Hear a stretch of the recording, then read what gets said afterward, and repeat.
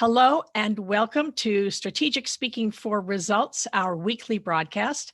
I'm Elizabeth Bachman, and today I want to talk to you about the challenge of walking the tightrope between considered respected and bossy.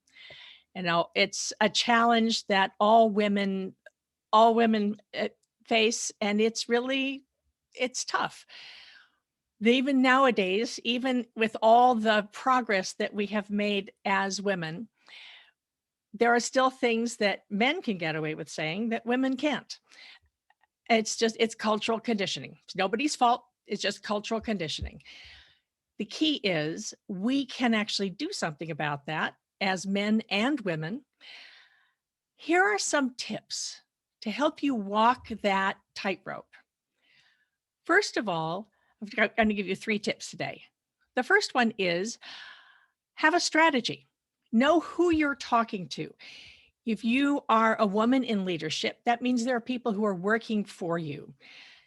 Make sure that you set expectations at the beginning in writing from what you expect from people, what do you expect from the people who are working for you, and what the accountability is.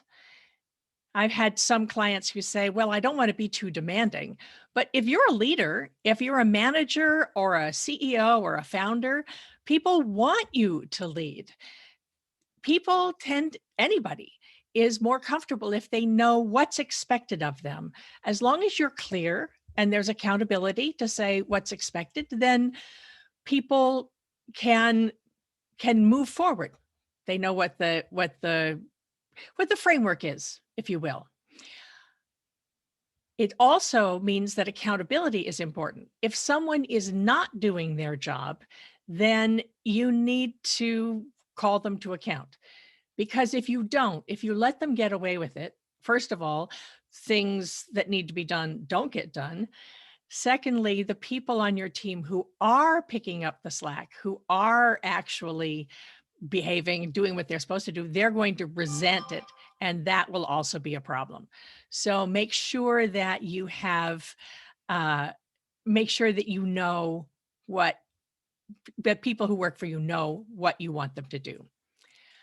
Secondly, if you're managing up, if you have to report to people, make sure that you know what their expectations are and what are they looking for? What do they want? This is where I've talked a lot on these broadcasts about the difference between single-focused people and multi-focused people. You can think of it also as people who are results-oriented and people who are relationship-oriented. Both are important. Having both kinds of people on your team are very important. It makes for a better team. The trap that many women fall into, and actually men who really want to be nice and want to be liked, is to become too friendly. If you're too friendly for the people who are working for you, who report to you, then you lose your authority. And why should they, if you're someone who's gotten drunk with them, why should they respect you at work if they've seen you dancing on the tables at a bar, for instance? Maintain some distance. If you need to let your hair down, find friends, trustworthy friends who are your peers and with whom you can be totally honest and complain if you need to, or celebrate if you need to, but not the people within your chain of command.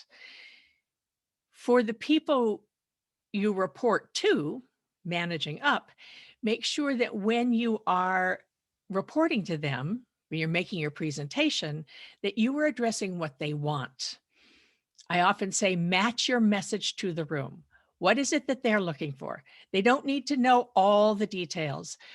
Really important not to go off on tangents. Be clear, be concise.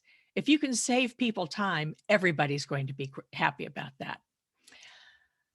The second part of walking the tightrope between being respected and being Bossy is if there's someone who slaps you down, if there's someone who's rude, if there's someone who discounts you, take it up with them away from the meeting in private. Never shame someone in public. If someone asks you a challenging question, acknowledge them. That's a very good question.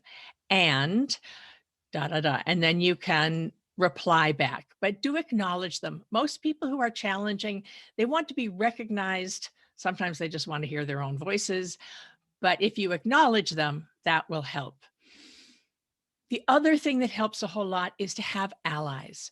If there are people who are regularly not paying attention to you, not listening, then get some allies who can back you up.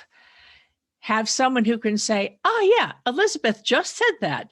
Thank you for repeating Elizabeth's idea. I've said a lot more about this on my podcast, so that's something that you can pay more attention to. And the third piece is don't sabotage yourself by apologizing. I see far too many women who say, I don't know if this is a good idea, but what if, or excuse me, can I say something here? Be clear in your convictions. Be strong, have your allies. When you say, I don't know if this is a good idea, or I'm sorry, or excuse me, before you say something, you have already discounted yourself. And you've already given the signal that your idea is not really worth listening to. These are some of the many, many techniques that we work with in the Visible and Valued workshops. If you're interested in learning more, I have a free workshop coming up on March 30th called Visible and Valued Workshop for Executive Women, where we will go into many of these techniques, and I promise you will have concrete actions to take by the end of it. I'll put the link below this in the notes in the comments below this post. And in the meantime, I'll see you on the next one.